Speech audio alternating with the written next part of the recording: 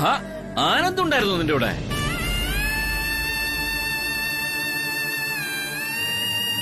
ഇവനെന്താ വിരുന്നുകാരനെ പോലെ പുറത്തിരിക്കായിരുന്നു?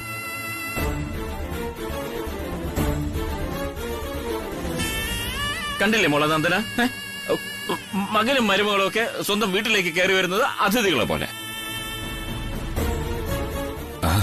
അല്ലെങ്കിലും മാതാപിതാക്കളുടെ ജീവിതത്തിലേക്ക് കടന്നു വരുന്ന വിരുന്നുകാരാണ് മക്കളെന്ന് പല പുസ്തകങ്ങളും ഞാൻ വായിച്ചിട്ടുണ്ട്. അതെഴുതി എഴുത്തുകാരോട് എനിക്ക് ദേഷ്യം തോന്നിയിട്ടുണ്ട്. കാരണം എന്റെ മക്കൾ വിരുന്നുകാരായിട്ട് എനിക്ക് തോന്നിയിട്ടില്ല. ഞാൻ അത് അംഗീകരിക്കില്ല.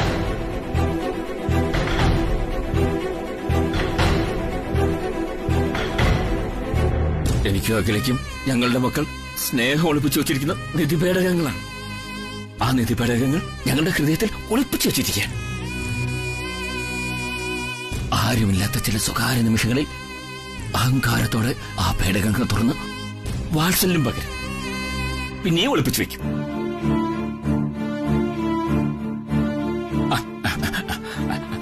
അതാ പറഞ്ഞത് അഖിലയ്ക്ക് നിങ്ങളോട് ദേഷ്യമില്ല. അവളുടെ മനസ്സ് വായിച്ച് പഠിച്ചിട്ടുള്ളത് ഞാൻ മാത്രമാണ്.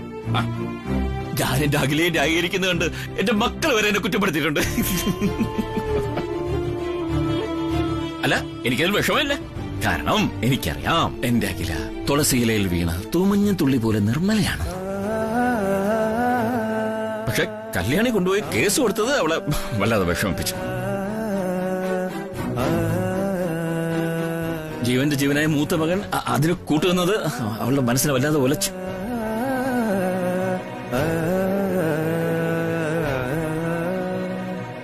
പാവം ഒരുപാട് കരഞ്ഞു.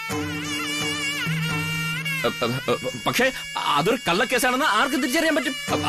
അതുകൊണ്ട് തന്നെ ആ കേസ് നിലനിൽക്കില്ല. അഖിലത് ചെയ്യില്ല.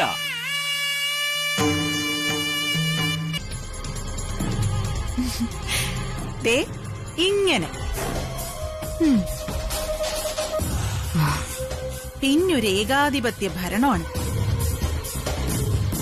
അഖില വെളിച്ചത്ത് വരാൻ പറ്റാതെ ഏതോ ഗുഹയ്ക്കകത്തെ അന്ധകാരത്തിൽ ശിവരാമകൃഷ്ണൻ മുഴുഭ്രാന്തിലകി തൃച്ചംബരത്ത് അങ്ങോട്ടും ഇങ്ങോട്ടും കാൽനട ജാഥ നടത്തുന്നു. അരവിന്ദൻ നന്ദനയും പന്തം കണ്ട പെരിച്ചാഴികളെപ്പോലെ പരസ്പരം നോക്കി അന്തം വിട്ടു നിൽക്കുന്നു.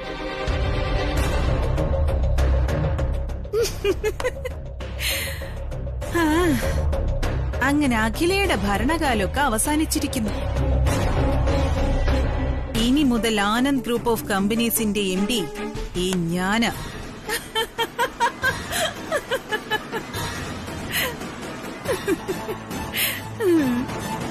അഖിലയുടെ സ്തുതിപാഠകരായ കുറച്ചുപേരെയൊക്കെ ഞാൻ നോക്കി വെച്ചിട്ടുണ്ട്. അവരെയൊക്കെ ആട്ടിക്കൊടുത്ത് ഞാൻ പിരിച്ചുവിടും. മതിമറന്ന് ആഹ്ലാദിക്കാനും പൊട്ടിച്ചിരിക്കാനും ഒക്കെ വരട്ടെ ആന്റി. ഡ്യൂപ്ലിക്കേറ്റ് അഖിലയെ കത്തിച്ചാമ്പലായിട്ടുള്ളൂ. യഥാർത്ഥ അഖില ഇപ്പോഴും ഈ ഭൂമിയിൽ ജീവനോടെ ഉണ്ട്. എവിടെയാണെന്ന് ഒരെത്തും പിടിയുമില്ല. തൃച്ചംബരത്തെ അഖിലാണ്ടേശ്വരിയെ കണ്ടെത്തി എന്നേക്കുമായി അവസാനിപ്പിച്ച് ആ ശവം ആരും കാണാത്ത അജ്ഞാത താഴ്വരയിലേക്ക് എറിഞ്ഞു കളഞ്ഞാലേ അന്തിമ വിജയം ആഘോഷിക്കാൻ പറ്റൂ. ആ ഒരു ദൗത്യം കൂടി വിജയകരമായി പൂർത്തിയാക്കണം. എന്നാലേ തൃച്ചംബരത്തെ പുതിയ മഹാറാണിയുടെ ഈ ചിരിക്ക് അർത്ഥമുള്ളൂ. കാര്യങ്ങൾ ഇത്രത്തോളായ സ്ഥിതിക്ക് അഖില പെട്ടെന്നൊന്നും പുറത്തേക്ക് വരില്ലെന്നായി എനിക്ക് തോന്നുന്നത്. ആ വരവിന് മുൻപ് എല്ലാം എന്റെ കൈപ്പിടിയിൽ ഒതുക്കണം. എന്ത് വീട്ടിത്തു ആന്റി പറയുന്നത്? ഇതേ അഖിലാണ്ടേശ്വരിയാ, തൃച്ചംബരത്ത് അഖിലാണ്ടേശ്വരി. കൊല്ലപ്പെട്ട രാജരാജേശ്വരി പോലെ അല്ല അഖില. 10 തലയുള്ള രാവണന്റെ ബുദ്ധിയും ശക്തിയുമാണ് അഖിലയ്ക്ക്. ഏത് മാളത്തിലിരുന്നാലും പുറമേ നടക്കുന്നതെല്ലാം അവരറിയും. എടുത്തുചാട്ടം നന്നല്ല. വാരണാസിയിലെത്തിയതിനു ശേഷം എന്തൊക്കെ ചെയ്യണം എന്നുള്ളതാണ് ഗുരുജി എനിക്ക് പറഞ്ഞു തരേണ്ടത്.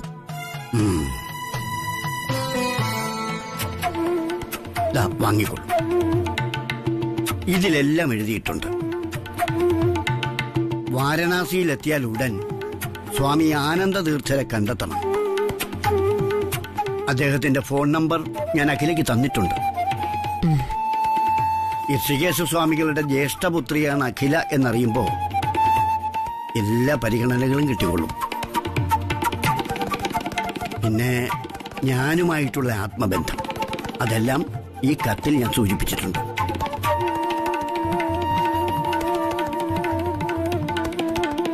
ഉടല് വിട്ടുപോകാത്ത ആത്മാവിന് ഉദകക്രിയ ചെയ്തത് മഹാപാപം.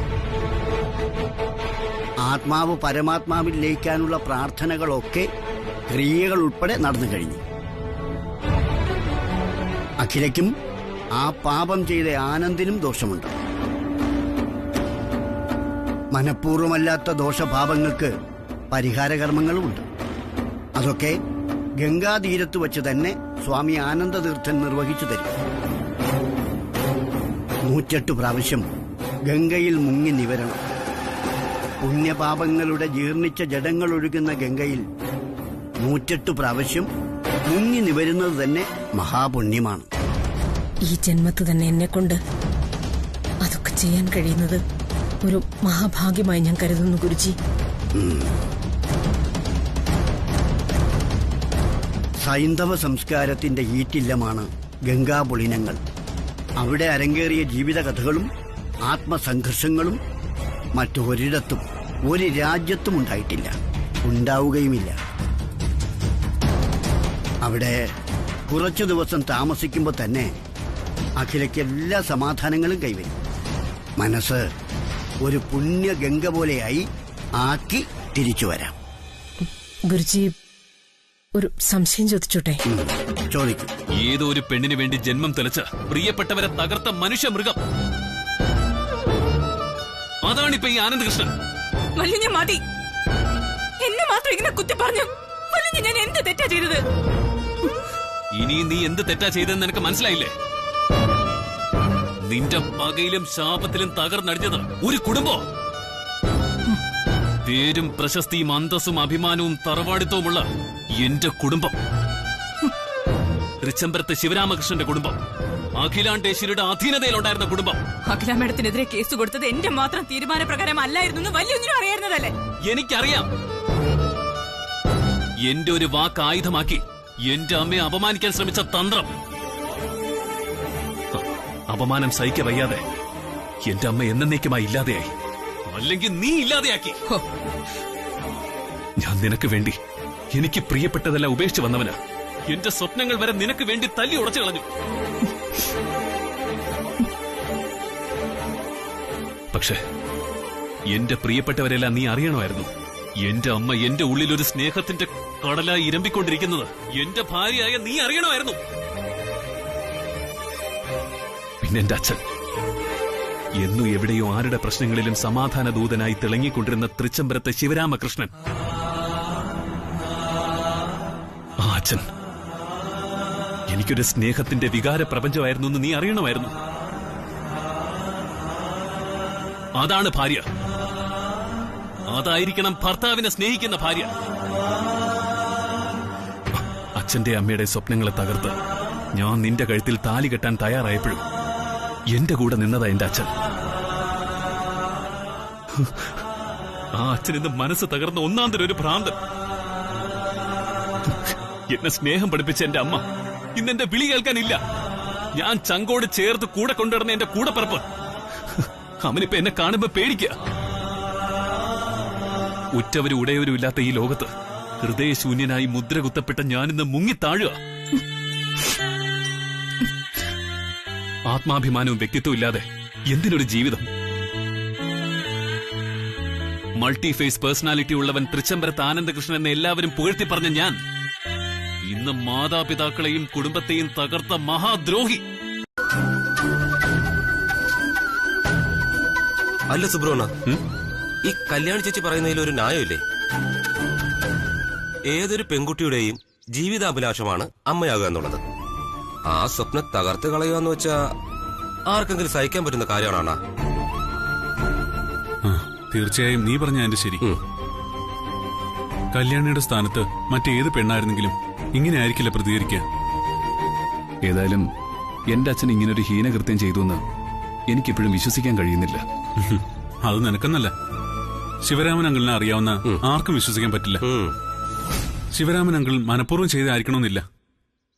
അങ്കിൾ അറിയാതെ അങ്കിളിനെ മറ്റാർക്കെങ്കിലും ഉപകരണമാക്കിക്കൂടെ?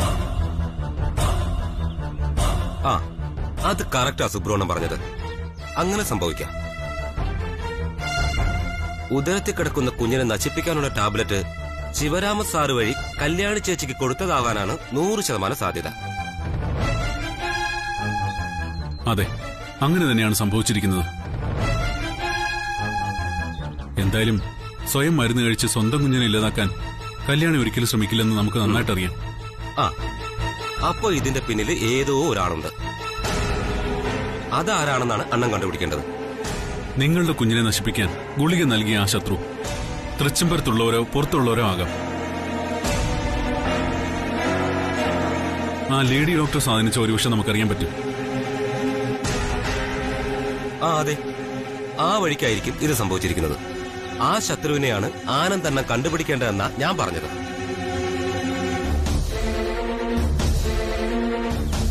ആനന്ദ്, നിനക്കറിയാലോ, നീ കല്യാണി വിവാഹം കഴിച്ചതിൽ ഒത്തിരി കണ്ണുകടിയും അസൂയയും വൈരാഗ്യമുള്ളവരും ഉണ്ട്.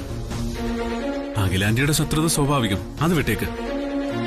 അത് നിങ്ങളെയോ നിങ്ങൾക്കുണ്ടാവുന്ന കുഞ്ഞിനെയോ നശിപ്പിക്കാനുള്ള ശത്രുതയല്ലല്ലോ. അങ്ങനെ ഏതെങ്കിലും ശത്രുക്കളായിരിക്കും ഇതിന് പിന്നിൽ. അവരെ കണ്ടെത്തുന്നതിന് പകരം നീ കല്യാണിയോട് വഴക്കിടുകയല്ല വേണ്ടത്. നീ ഇങ്ങനൊന്നും ആയിരുന്നില്ലല്ലോ ആനന്ദ്.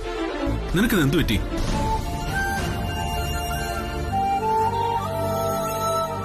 നിന്നെ ഉപദേശിക്കാനുള്ള കഴിവൊന്നും ഉള്ളവനല്ല ഞാൻ. നിന്റെ മുമ്പിൽ ഞാനൊന്നുമല്ല. എന്റെ തകർച്ചകളിലും പതർച്ചകളിലും ഒരു കൈ തന്നും 1000 ബലമുള്ള വാക്കുകൾ കൊണ്ടും എന്നെ പിടിച്ചു നിർത്തിയിട്ടുള്ളവനാ നീ.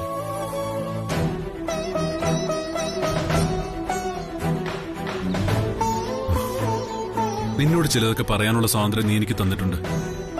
അതുകൊണ്ട് ഞാൻ പറയാ, കല്യാണിയുടെ മാനസികാവസ്ഥ കൂടി നീ മനസ്സിലാക്കണം.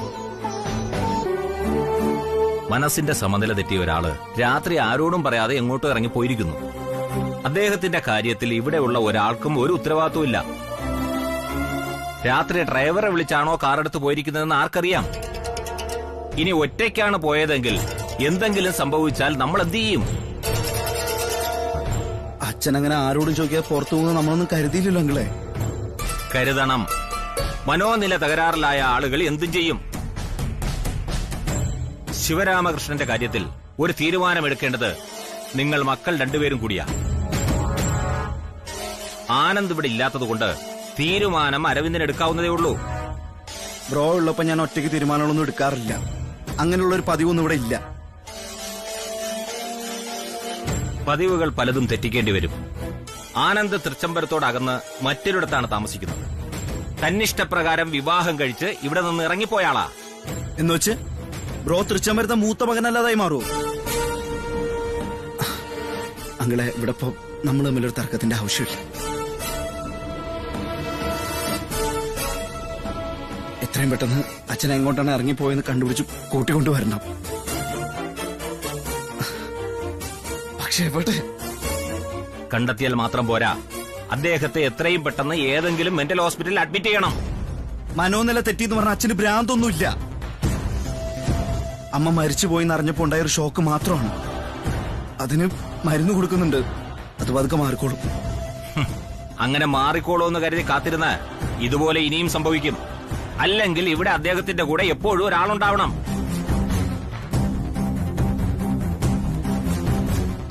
എവിടെയൊന്ന് പോയിട്ട് തിരക്ക് അദ്ദേഹമേ. ഞാനെന്തായാലും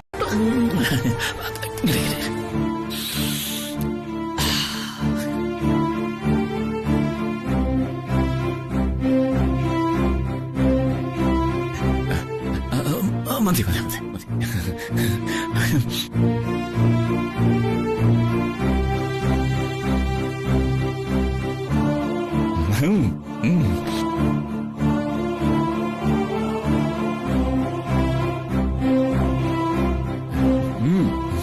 കല്യാണി, നല്ല രുചി.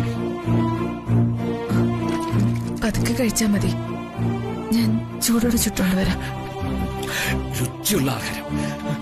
വിശക്കുമ്പോ ഇതുപോലുള്ള ഭക്ഷണം വേണം കഴിക്കാൻ.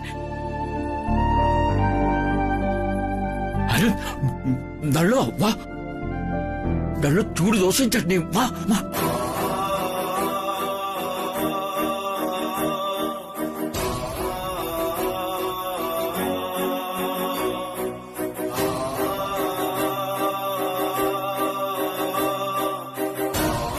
ചേച്ചി കാത്തിരുന്ന് മുഷിഞ്ഞ അനിയൻകുട്ട ആഹാരം കഴിച്ചോ? ഇല്ല ചേച്ചി, വല്യുഞ്ഞ് അകത്തുണ്ട്.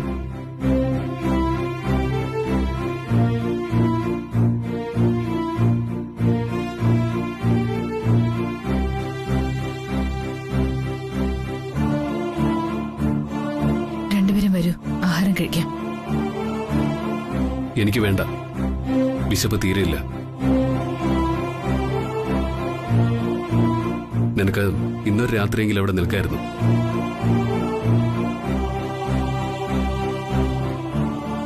ഓ, നിന്നോട് നിൽക്കാൻ ആവശ്യപ്പെട്ടത് എന്റെ അച്ഛനാണല്ലോ. അദ്ദേഹം ഒരു മനോരോഗി കൂടിയാ. ഭ്രാന്തന്മാർ പറയുന്നത് എന്തിനു കേൾക്കണമല്ലേ? സ്വന്തം അച്ഛന്റെ അവസ്ഥ കണ്ട് നിസ്സഹായനായി നോക്കി നിൽക്കേണ്ട ഗതികേട് വന്നൊരു മകനാ ഞാൻ. സ്നേഹം മാത്രം ആ മനുഷ്യന്റെ ഉള്ളിൽ, എല്ലാവരോടും. നിനക്കെന്നും ഒരു തണലായി നിന്ന് നിന്നെ മരുമകളായി അംഗീകരിച്ച മനുഷ്യൻ. എന്നിട്ടും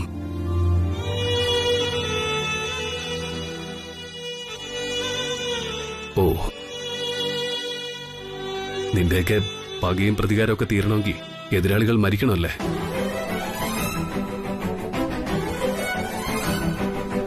വാക്കുകൾ കൊണ്ടുപോലും ആരെയും മുറിവേൽപ്പിക്കാത്ത ഒരച്ഛന്റെ മകനാ ഞാൻ.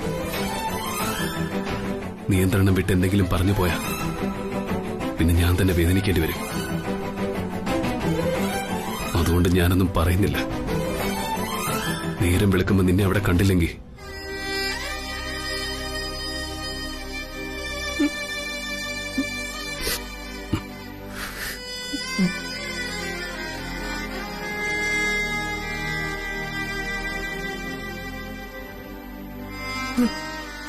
എന്താ ചേച്ചി ഇതൊക്കെ? വല്യുഞ്ഞ് പറഞ്ഞത് ശരിയല്ലേ? ചേച്ചിക്ക് ഇന്ന് രാത്രിയെങ്കിലും അവിടെ നിന്നൂടായിരുന്നോ? വല്യുഞ്ഞ് പറഞ്ഞതുപോലെ ചേച്ചി അവിടെ കണ്ടില്ലെങ്കിൽ ശിവരാമ സാറിന് ദേഷ്യം കൂടത്തല്ലേ ഉള്ളൂ.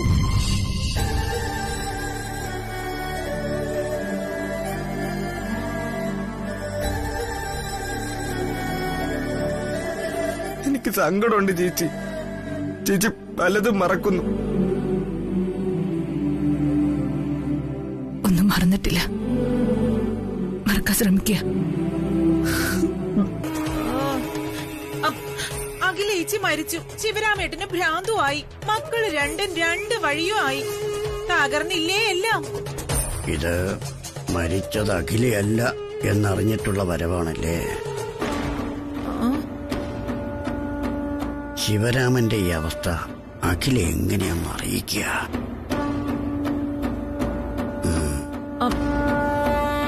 ഗുരുജി എന്താ ആലോചിക്കുന്നേ? അല്ല, ഞാൻ ശിവരാമന്റെ ഈ അവസ്ഥയെപ്പറ്റി ആലോചിച്ചങ്ങനെ നിന്നുപോയതാ. എന്തു ചെയ്യാം, ദൈവ തീരുമാനങ്ങളെ ശിരസാവഹിച്ചല്ലേ പറ്റൂ. ഇതൊന്നും വന്നു ചേർന്നതല്ലല്ലോ ഗുരുജി, വരുത്തിക്കൂട്ടിയതല്ലേ. കല്യാണി കൊടുത്ത ആ കേസിൽ നിന്നല്ലേ ഇതിന്റെയൊക്കെ ആരംഭം. അവൾ ഒറ്റ ഒരുത്തിയല്ലേ ഞങ്ങളുടെ കുടുംബത്തിനെ തകർത്തത്. സംഭവിക്കാനുള്ളതെല്ലാം സംഭവിച്ചേ പറ്റൂ വിലാസിനി. അതിന് ആരെയും കുറ്റപ്പെടുത്തിയിട്ട് കാര്യമില്ല. കല്യാണിയുടെ ഉള്ളിൽ സ്നേഹം മാത്രമേ ഉള്ളൂ. സ്നേഹിക്ക് മാത്രമേ അറിയാ പാവത്തിന്. ശിവരാമനങ്ങളുടെ ഈ അവസ്ഥയ്ക്ക് അറിഞ്ഞോ അറിയാതെയോ താൻ കാരണക്കാരിയാണോ എന്ന കുറ്റബോധം കൊണ്ട് സ്വയം ഉരുകി നടക്കുക ആ പാവം. അതിനിടയിൽ നിന്റെ കുത്തുവാക്കുകൾ. അതെ അണ്ണാ, ചേച്ചി പാവുക. അഖില മേഡത്തിന്റെ ബോഡി പോലും കാണാൻ കഴിഞ്ഞില്ലല്ലോ എന്ന് പറഞ്ഞ് സ്വയം ശപിക്കുന്നുണ്ടാവും.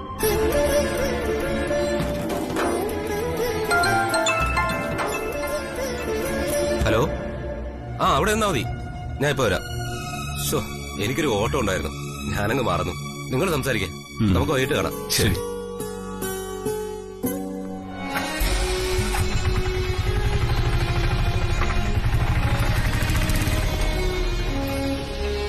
ആനന്ദ്, ഞാൻ വീണ്ടും പറയുന്നു, എന്റെ അഭിപ്രായത്തിൽ ഇപ്പൊ നീയും കൂടി അങ്ങോട്ട് പോകുന്നത് നന്നായിരിക്കും. അവിടെ നിനക്ക് പലതിനും ഉത്തരം കിട്ടും. ആ പാവം കല്യാണിയുടെ മനസ്സിന് ഒരല്പ സമാധാനവും. സുബ്രു, നീ വിശ്വസിക്കുന്നുണ്ടോ എന്റെ അമ്മയാണ് കല്യാണിയുടെ വയറ്റിൽ വളർന്ന ഞങ്ങളുടെ കുഞ്ഞിനെ ഇല്ലാതാക്കിയെന്ന്? എത്ര ആലോചിച്ചിട്ട് എനിക്കൊരു ഉത്തരം കിട്ടുന്നില്ല. ഞാനെന്നല്ല, അഖിലാന്റി അറിയാവുന്ന ഒരാൾക്കും അങ്ങനെ വിശ്വസിക്കാൻ കഴിയില്ല, പ്രത്യേകിച്ചും കല്യാണിക്ക്. കാരണം ആന്റിയെയും അങ്കിളിനെയും അവള് പൂജിക്കുന്ന ദൈവങ്ങൾക്കൊപ്പം മനസ്സിൽ കൊണ്ട് നടക്കുന്നത്. അല്ലെങ്കിൽ ശിവരാമൻ അങ്കിൾ വിളിച്ചുടനെ അങ്ങോട്ടേക്ക് പോകുമെന്ന് തോന്നുന്നുണ്ടോ?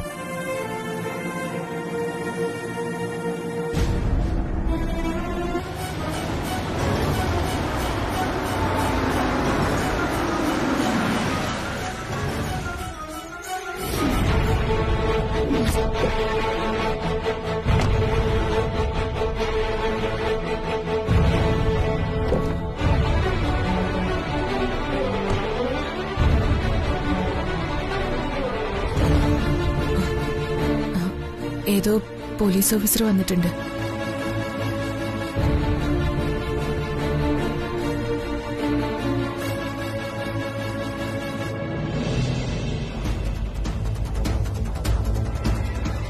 അരവിന്ദ്,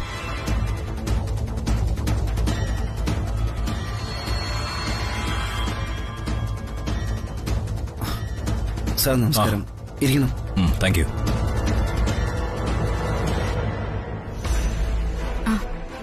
അനിയൻകുട്ടൻ പോയോ കല്യാണി? ആ പോയി.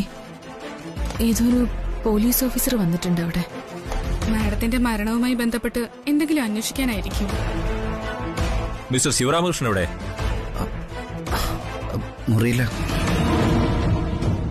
ഈ അവസ്ഥയിൽ അങ്കിളിനെ എങ്ങനെ വിളിക്കും? എന്താ ഒരു സ്വകാര്യം? എന്തോ പ്രശ്നമുള്ളതുപോലെ.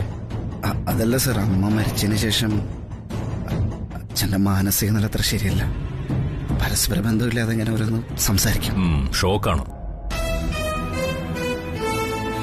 ശിവരാമകൃഷ്ണനെ പണ്ട് മുതലേ എനിക്കറിയാം. കളങ്കരഹിതമായ മനസ്സാണ്. അതുകൊണ്ട് സംഭവിച്ചതാ. സാവധാനം മാറിക്കോളും.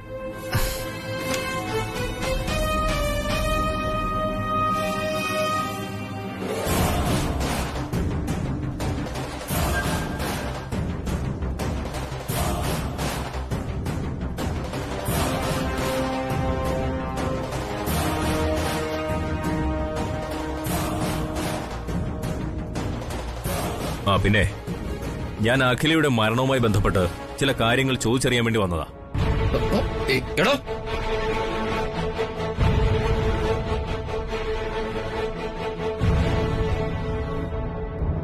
ജിതേന്ദ്ര വർമ്മൻ ആരാണ് നിങ്ങളോട് പറഞ്ഞത് അഖില മരിച്ചെന്ന്? ഓരോരുത്തർ വ്യക്തി വൈരാഗ്യം തീർക്കാൻ ഇല്ലാക്കത് ഉണ്ടാക്കിയെടുക്കുന്നതാണ്. എന്റെ അഖില മരിച്ചിട്ടില്ല. അവളോടനെ വരും. അവളൊരു യാത്ര പോയിരിക്കാം. എനിക്കറിയാം മിസ്റ്റർ ശിവരാമൻ. ഞാനും മറ്റുള്ളവർ പറയുന്നത് കേട്ട് അറിയാതെ പറഞ്ഞു പോയതാ. Sorry sorry Sivaraman. സാരമില്ല സാർ സാർ. ഇത് ഞാൻ കുറെ ദിവസമായി കേൾക്കുക. സ്വന്തം അമ്മ മരിച്ചുപോയെന്ന് മക്കൾ വരെ നുണ പറയാൻ. എന്തൊരു കാലമാണിത്. കളികാലം അല്ലാതെ ഞാനെന്താ പറയേണ്ടത്? കമ്പ്യൂട്ടർ യുഗമല്ലേ ശിവരാമൻ, അങ്ങനെയൊക്കെ സംഭവിച്ചേക്കാം.